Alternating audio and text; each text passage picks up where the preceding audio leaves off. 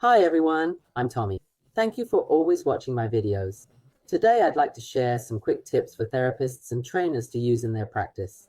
Our topic today is about adding variations to chest stretches.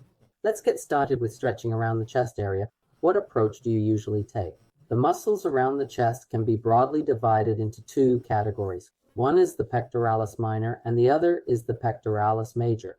First, let's look at the position of these muscles. The pectoralis minor and major muscles are positioned with the minor muscle lying underneath the major muscle. It's a layered structure with the pectoralis major on top of the pectoralis minor. The starting point of the pectoralis minor is in the rib area. It begins at ribs 3, 4, and 5 and ends at the front of the scapula, specifically at the coracoid process. In other words, the pectoralis minor is a muscle that starts at the front of the chest and connects to the shoulder blade. So when the pectoralis minor contracts, it pulls the shoulder blade forward, greatly influencing its movement. On the other hand, the pectoralis major originates from the inner part of the sternum and the inner half of the clavicle. It starts even closer to the center of the chest than the pectoralis minor. The muscle we're discussing starts here, extends across the front of the chest, passes over the shoulder joint, and attaches to the outer part of the upper arm bone. In other words, the pectoralis major is the muscle responsible for moving the upper arm bone, or humerus. The pectoralis minor connects to the shoulder blade, while the pectoralis major connects to the upper arm bone. Understanding this structure allows for a wide variety of chest stretches. Let's start by looking at the approach for the pectoralis minor. The pectoralis minor primarily moves the shoulder blade while keeping the chest fixed.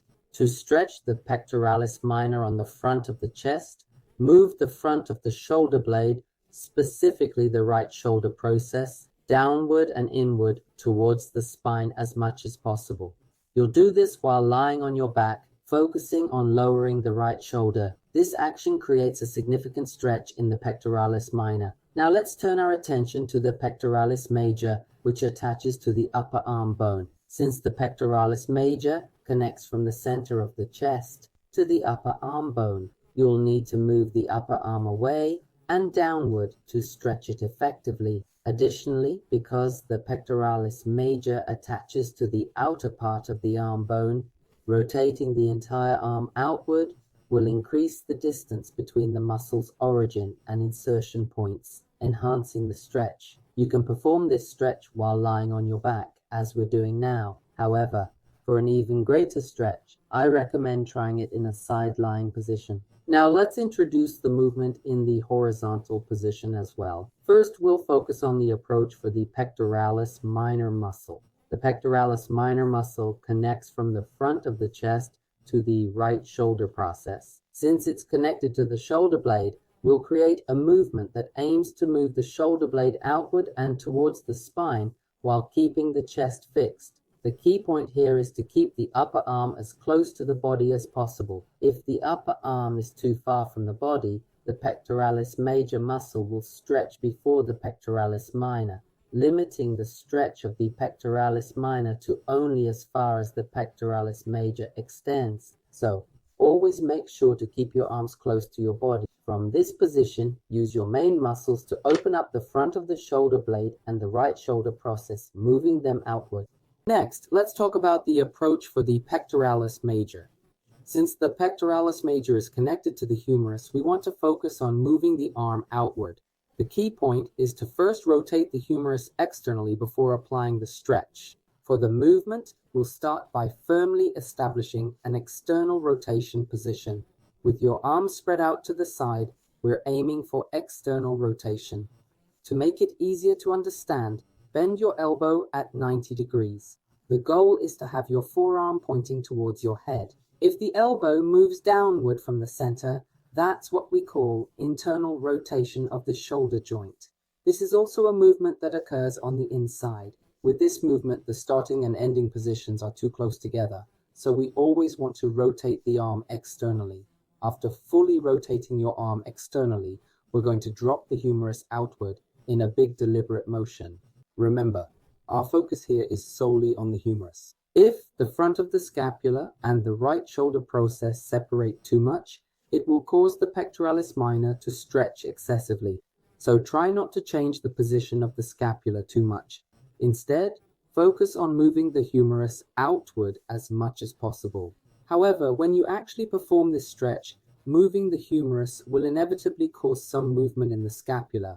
When you stretch the pectoralis major, you'll find that the pectoralis minor will also naturally stretch to some extent. If you want to target the pectoralis major more specifically, try to minimize the movement of the scapula before moving the humerus. Or if you want to focus more on the pectoralis minor, keep the humerus still and move the shoulder blade downward. Depending on which part you're targeting, the position of the muscles that stretch well will change. It's definitely a good idea to keep this basic concept in mind. Also, when stretching for a greater sense of extension, it's helpful to visualize the muscle fiber direction. The fiber direction of the pectoralis minor runs slightly diagonally upward. So when stretching the pectoralis minor, it's better to push in a slightly diagonal upward direction. On the other hand, the fiber direction of the pectoralis major runs almost horizontally.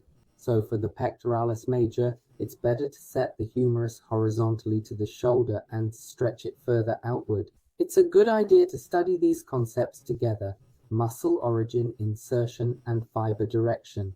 As your chest area becomes more flexible, you'll be able to improve posture issues like rounded shoulders. The rib cage area will also become more relaxed, allowing you to take deeper breaths. In daily life, the chest area is primarily used in a contracting motion, so during treatment, it's important to focus on stretching it thoroughly. More specific approach methods are introduced in the summary section. If you're interested, please check it out. That concludes today's video. Looking forward to the next one. Thank you very much as always.